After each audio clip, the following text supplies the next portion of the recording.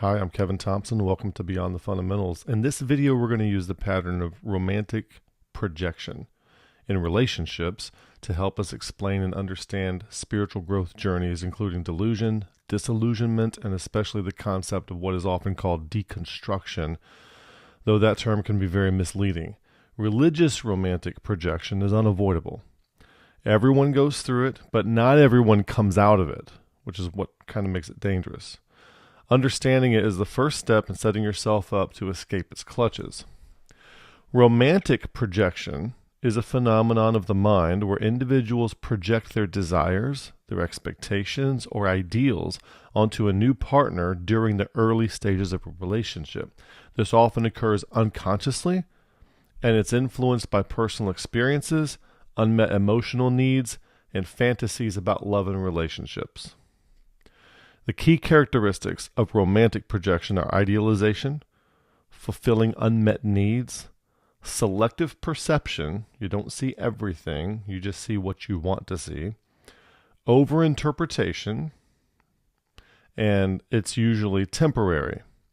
Romantic projection will last anywhere from 6 months to 2 years in a new relationship, and then after that is when the real relationship starts. Romantic projection is influenced by attachment styles, previous relational experiences, and unresolved personal issues. It often stems from a human tendency to seek connection and validation, which can lead to projecting fantasies of the perfect partner onto someone new.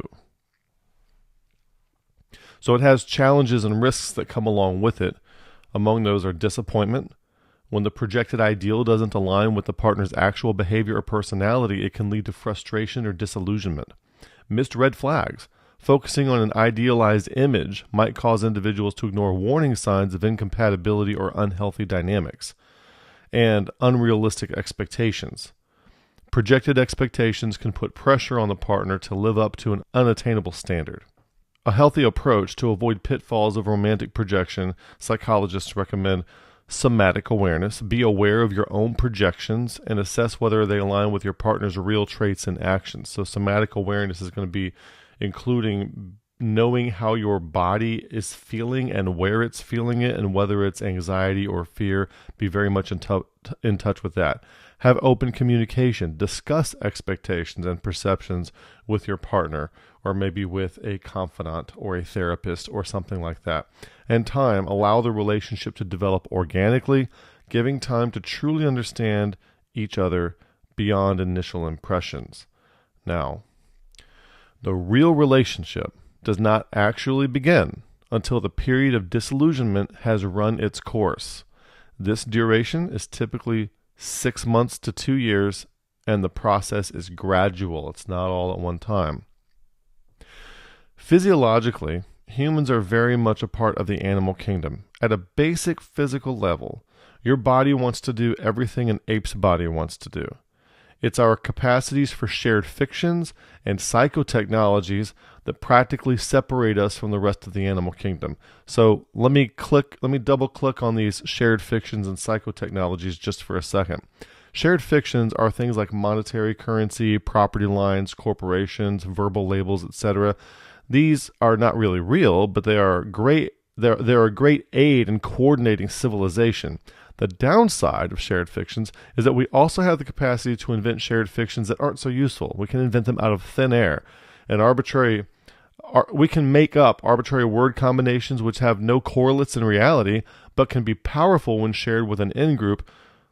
Most of Christianity that we experience in the Western Hemisphere, probably anywhere, is in this category. It is comprised of shared fictions, especially when it's emphasizing some kind of system, something like this. It's just a bunch of semantically disambiguated propositions into a shared fiction that's elaborate, and the in-group loves it.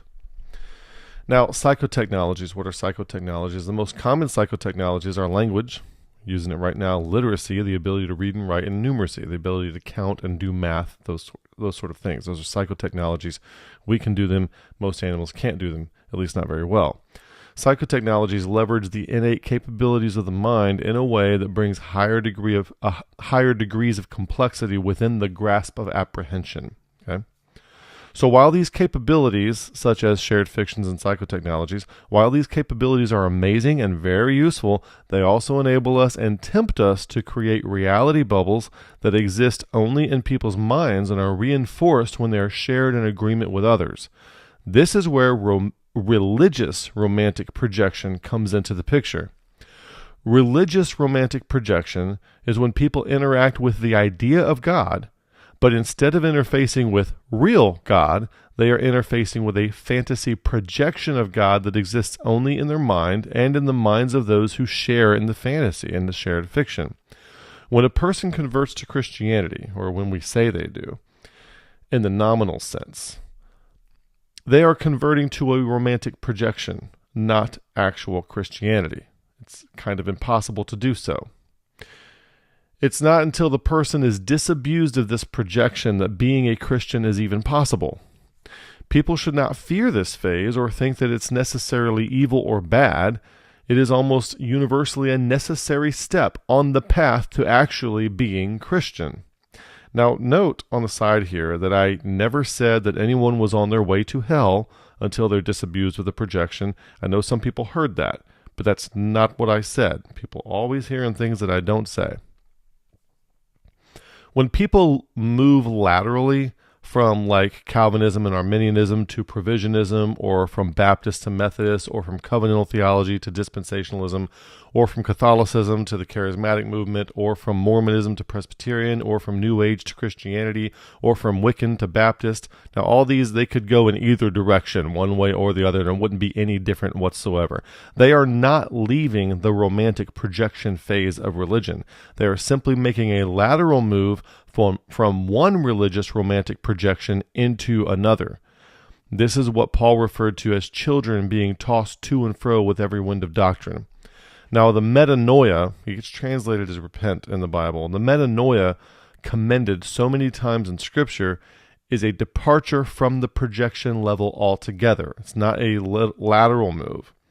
One must cognitively operate over and above projected paradigms, not within them. Religious romantic projection phase is what we've referred to in the past as Mammon Church. We have a whole video on it. Be sure to see that video if you haven't seen it. Unfortunately, nearly all churches in Western churchianity are in this category, in the projection Mammon Church, and that includes the one that you are in. Now, we've talked about stages of faith in the past on this, stages of development. Okay, faith can be a misleading term for people who are religious for sure, but faith here is used in the sense of connection to the ground of being, not affirmation of a bunch of religious propositional truth claims. And if you ask the question, Fowler's model breaks it up into 6 different levels. And if you ask the question, what do institutional churches offer or afford for people at each developmental stage? The sad answer is that they really only have things for stages 1 through 3.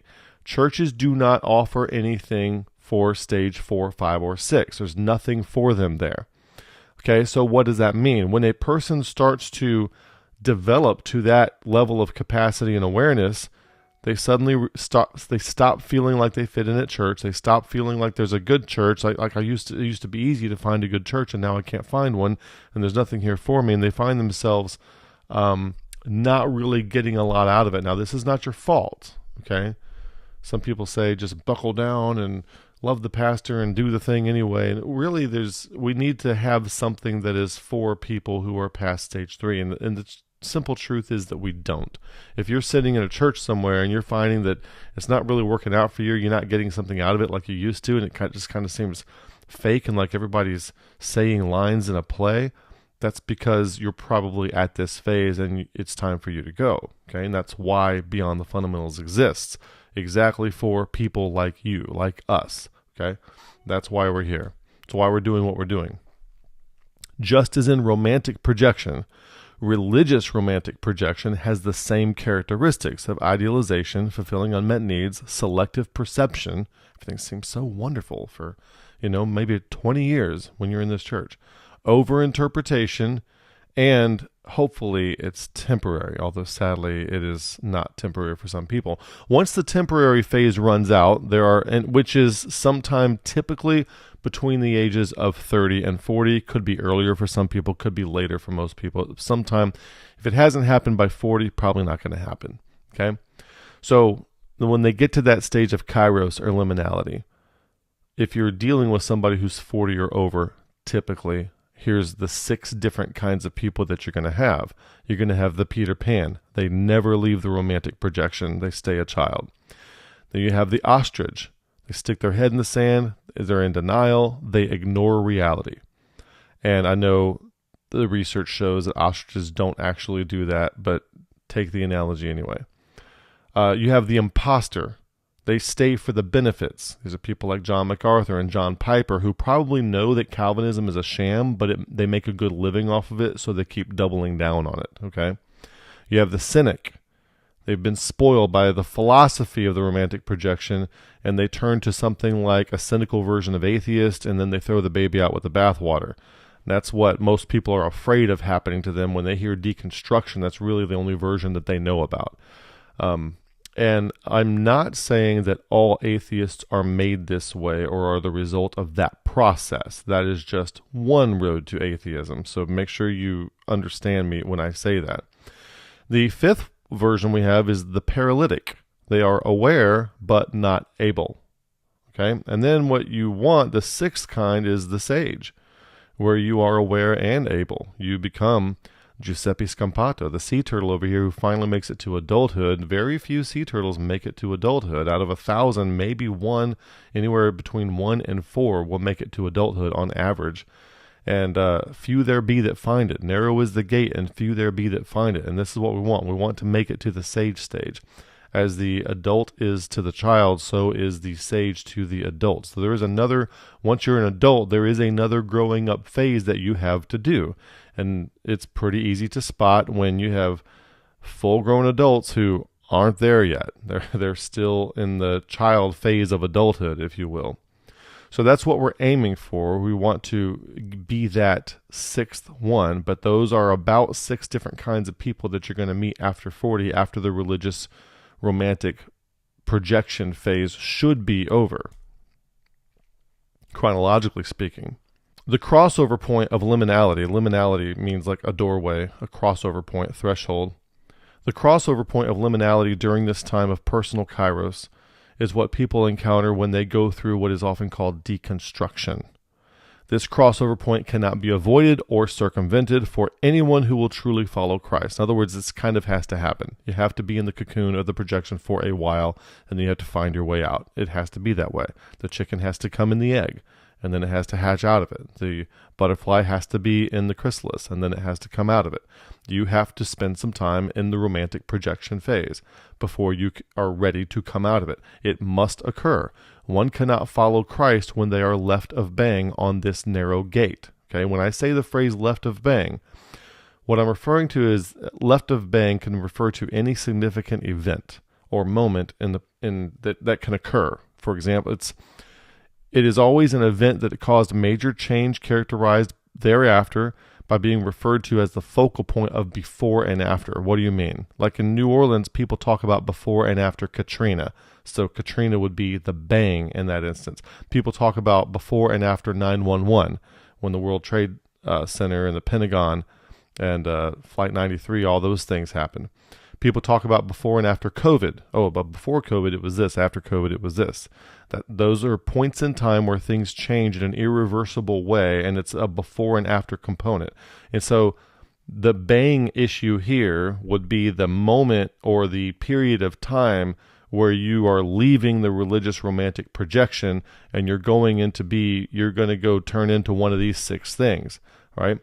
Most people, especially religious leaders, all the leaders in the isms, such as Calvinism, Provisionism, Arminianism, Dispensationalism, etc., are either left of bang or they are imposters or Peter Pan, okay? Perhaps some have the festering neoteny of being an ostrich, but that environment is never where sages reside. You never find sages in the romantic projection, in the religious romantic projection. Now, the religious romantic projection is the farm team for genuine Christianity. If you don't know how farm teams work, a baseball team will have a farm team that's a professional baseball team, but they're not quite in the MLB yet, major leagues. They're not in the major league. Hockey does this too. It's the prep squad, but it's not the only game in town. You can actually go through a different kind of projection and then wind up finding Christ after that as well, okay? So the projection phase, the religious projection phase of Christianity, where they have all the doctrines and the systems and all that, that's not real Christianity. Christ must be found after that, okay? After you come out of that. There's a meme floating around the internet where Todd Friel is saying, if you're no longer a Christian, it's because you never were a Christian in the first place. Well, this statement is half right, but Todd Friel is left of bang. He has never left the religious romantic projection of the Hebraic megazeus and entered genuine Christianity. He's not done that yet. Derek Webb, Tyler Vela, Paul Maxwell, Josh Harris, Megan Phelps, Abraham Piper all left the religious romantic projection and have yet to enter Christianity, and they may be inoculated from it, unfortunately. Can't tell. Got to give these guys some time and find out. They're spoiled. They may be spoiled. Hope not, but maybe. Those Christian spokespersons who are against deconstruction, and I'm going to show you a few in a minute, are still in the religious romantic projection phase and have not yet approached the point of liminality. Like Sean McDowell, Alyssa Childers. They are still in the projection phase of their Christianity. And it wouldn't matter. I think Alyssa Childers came from Wiccanism or something. She's still in the projection phase, okay? She made a lateral move, not a vertical move. I recently saw a video where Sean McDowell and John Marriott were discussing the concept of deconstruction, and I think it's called set adrift, deconstructing what you believe without sinking your faith. And what they're really trying to get people to do is, in the terms that we're using in this video, they're really trying to get people to stay in the projection, is what they're really trying to do. They don't understand how this works, that this necessarily needs to happen to people before Christ can be found. Before the Christ in you can be realized, probably a better way to say that. So don't get hung up on the exact words that I'm using, okay? I know y'all are going to say, Jesus said, suffer the little children to come unto me, okay? I'm not saying people can't come to Christ. What I'm saying is that the beginning of it is a projection phase. And you might be able to avoid the projection phase if you get there early enough and do not get religious instruction along with it, because that will ruin it. They thoroughly demonstrated, Sean McDowell and John Marriott, they thoroughly demonstrated that they have no idea what's going on here and that they are firmly rooted in the religious projection phase themselves. They were scrambling to keep the projection alive in the video and viable, trying to keep that projection alive and viable, much like the death throes of someone nearing the end of their senescence, at the end of their life. Alyssa Childers, I don't know if it's Alyssa, I'm not sure. I'm not trying to mispronounce it or be disrespectful. I just don't know. Also has decisively demonstrated that she does not understand human development or cognition and does not know what's occurring when deconstruction visits a person. Like Optimus Prime said to Sam Witwicky, destiny rarely calls on us at a moment of our choosing. Okay, it comes. It comes when it comes. All right? That when it's time to hatch from the egg, when it's time to come out of the cocoon or the chrysalis, it's time. Okay? She is also still thoroughly left of bang and ensconced in the projection phase of religion. There must come a point in time where the person realizes that their current worldview is insufficient to address the reality that they are encountering and that it affords them no purchase for favorable movement. That is when the doorway of liminality is approached. A person must ride the vehicle of life's circumstances down the railroad of their worldview until they run out of tracks or slam into a brick wall. If they haven't done that, then they are still in the romantic projection phase of their religion, and they may never leave. And it doesn't matter how many lateral hops they make in the projection phase. Okay, you can get out of one, hop into another just fine. We depicted this movement, this circle here is the edge of one's worldview. The edge of the circle would be like the edge of one's worldview in our videos on provisionism back in 2023. The blue circle is your religious projection. The motorcycle is you. As long as you have plenty of real estate to ride around and make decisions, then stay in the projection. It's okay.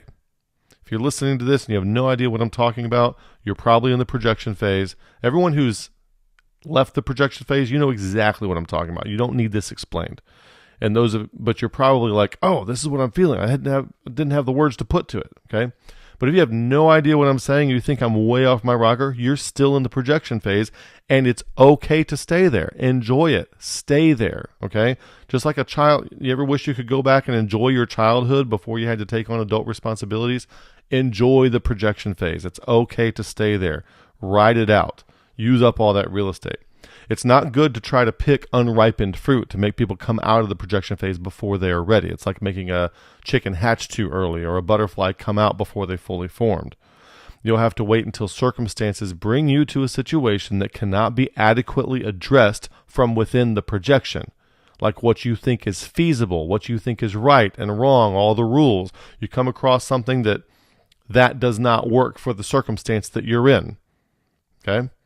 You're choosing from the lesser of multiple evils, and there is no good choice. And the good choice you're supposed to make, you can't. Okay, that's the clue. That's one of the clues that you're at the edge of your projection phase, and it's time to step out. It's only when you're completely out of options in the projection that you are at the kairotic exit doorway of the projection. Okay, so if this video doesn't make a lot of sense to you, turn it off, go watch other channels, enjoy things. When stuff stops working and you run out of answers and the rights and wrongs that you're trying to follow don't work anymore, then come back, okay? We will be here. It's not a big deal. It's not a bad thing or a horrible thing. It's just not time yet, and that's okay. Now, when that time comes, when you're at the edge of your religious romantic projection circle and there's nowhere to go, literally everything will be trying to prevent you from getting to that door and crossing the threshold. Literally everything. Okay? Once the threshold is crossed is when it becomes possible, or it could be the other way around, like Christ comes in and says, peace be still, something like that. So once the threshold is crossed is when it becomes possible for the first time in a person's life for them to experience genuine Christianity. The real relationship cannot start until then. I'm not saying that there's no interaction. Just like in a romantic relationship, there is interaction and the other person is there, but the real relationship hasn't started until this occurs. Notice that Revelation 3:20 is spoken to those who are already in the church. Behold, I stand at the door and knock. If any man hear my voice and open the door, I will come into him and will sup with him and he with me. And then we remember in Colossians 1:27, we just wrapped up our Colossians series. We have a 20-part Colossians series. If you haven't seen it, you definitely need to watch that. It's got a lot of stuff in there that you don't want to miss. To whom God will make known that what is the riches of the glory of this mystery among the Gentiles, which is Christ in you, the hope of glory. Christ in you. And it's impossible to experience that from within the projection phase. Western churches are the religious equivalent of pornography. Probably pornography for men, maybe something like romance novels for most women. Now what they do, pornography in these churches, they keep your focus without disabusing you of whatever you've projected into it. When a man looks at pornography, he can imagine whatever disposition he wants to, that she's nice and friendly and all these kinds of things. And you don't even know that person. So they keep your focus without disabusing you of whatever you project into it. The projection is actually amplified by the system. Just as social media optimizes for time on site, Facebook, Instagram, Snapchat, that try to keep you engaged, churches or porn optimize for time on singular focus, keeping one's attention and experience successfully segregated from base reality.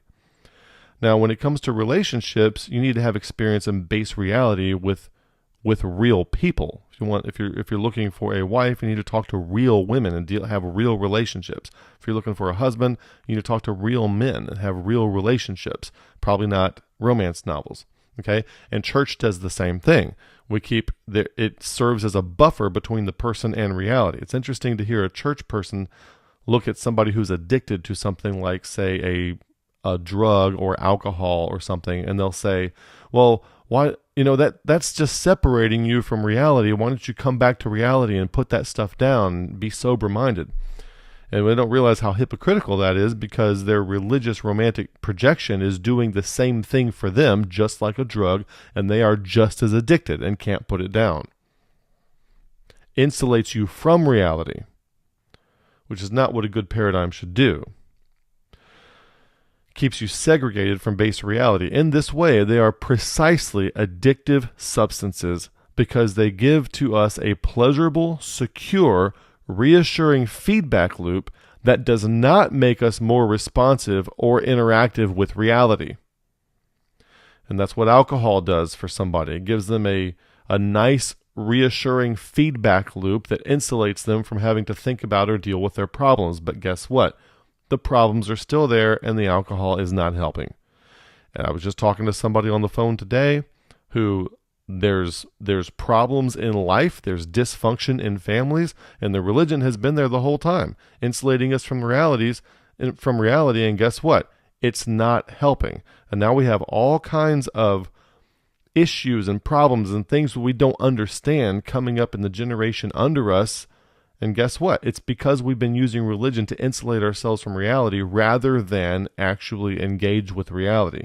One of the reasons this channel exists is to try to get us back to re-engaging with reality so we can start addressing these things as we should. Christians who are addicted to the projection funnel and supposed atheists who are steering to avoid the same projection funnel are essentially committing the same error. Okay? Christians who are in a religious romantic projection of Hebraic megazeus and all that stuff, Calvinism, provisionism, and the atheists who are rejecting that God, the Christians are incorrect for basically paying homage to a false God that doesn't exist. And the atheists at that level, who are basically stage 3 and are also in their projection phase of life, they are correct for denouncing and not accepting that version of God, because that in fact is not God, and they are correct for recognizing that. But they share the same myopic view of reality that prevents them both from seeing the reality of the matter. Okay, so a Christian, stage 3 Christian, stage 3 atheist, a projection Christian, projection atheist, doesn't matter what the content is. There is God, there isn't a God, because they're not even neither one of them are talking about the real God, so it doesn't matter. Okay, and both of them can come out of that phase and perhaps discover the real Christ. If you're thinking that what we're describing is similar to Plato's cave, you are correct. But there is more to it. The illusion illustrated by Plato's cave is the case for everyone, not just for religious people. But religion merely adds an additional unnecessary complexity that comes with presuppositional interpretations built in, all before anyone ever saw the real thing, not just the shadow. And the idea in Plato's cave is that you're seeing the shadows on the wall, but you've never gone out into the light to see what's really going on, what's really casting those shadows. And so you don't want to interpret those shadows before you've seen what's causing the shadows. But what religion does for us is it gives us an interpretive overlay, an interpretive mechanism to overlay on the shadows, but we still haven't seen what's causing the shadows. So it's not helping us. It's actually adding an additional layer of complexity, which is further blinding us, further insulating us from reality. Religion adds a further fake projection, which serves as moral confinement and an interpretive overlay. Interpreting something without direct experiential contact is something we should all retract from. Employ epistemic humility and suspend judgment on all matters with which you do not have first-hand participation. And you might also be thinking this is kind of like maybe the Matrix with the red pill and the blue pill, and people who are left of bang have never even been offered the red pill or the blue pill, and they're still in blue pill land.